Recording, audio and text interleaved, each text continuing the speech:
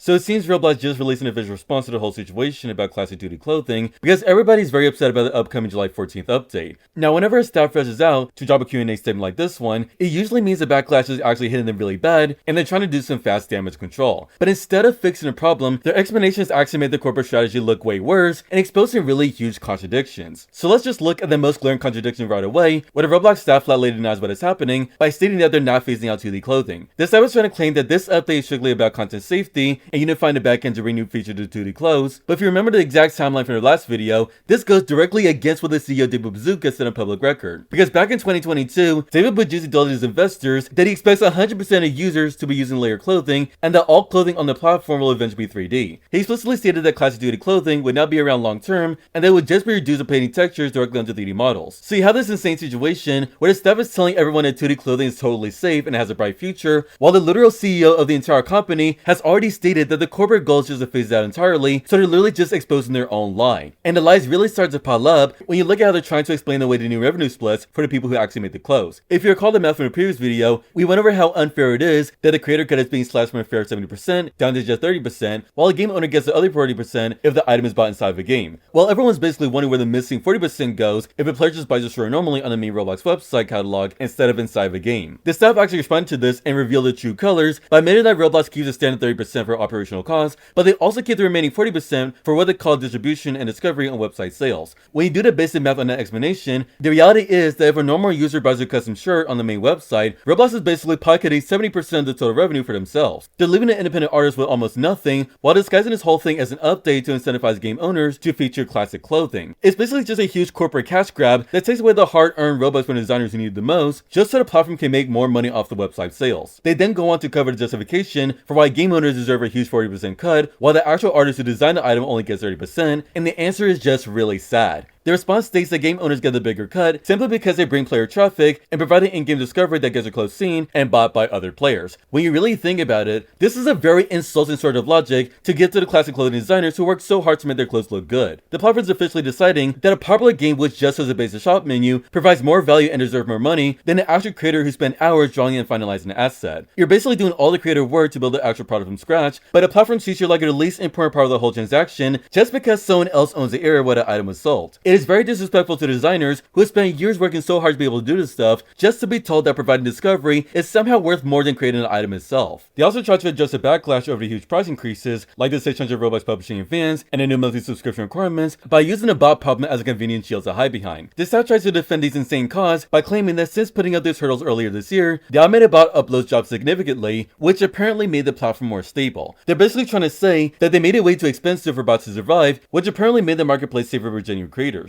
But it is super easy to expose a flaw in this defense because they're treating the destruction of the small-scale creator economy as a 100% working safety feature. They're literally ignoring the fact that those exact same fees are pricing genuine creators out of the market entirely. They're punishing real designers for their actions of bad actors and framing it as a huge W for safety, which doesn't make any sense when the real dedicated creators cannot even afford to participate in the economy anymore. You cannot just price everyone out of a catalog and then call it a huge leap in the right direction for greater accountability when the real creators are the ones getting hurt the most by these huge financial barriers. The only very tiny bit of decent news that they offered was confirming a little detail about how the new system handles players who create both games and clothes. They confirmed that if you're a clothing designer and you sell your own 2D outfits inside the game that you actually own, you fulfill both roles and you will earn both a 30% creator share and a 40% game owner share for the full 70% payout. While this is okay news for giant developers who already run huge games with high player traffic, it does nothing to help the classic clothing designers who just make clothes and do not own big games unless there's a loophole around it. This entire response just goes to show that the upcoming July 14th update is really not about safety or helping creators get discovered. It also just proves that this is the execution of a years-long corporate plan to let the classic duty market financially starve until it slowly disappears from the platform forever. Now, if you missed out on the previous video where I basically go over everything about how the July 14th update is going to affect classic clothes on the platform, click the video on the left right now.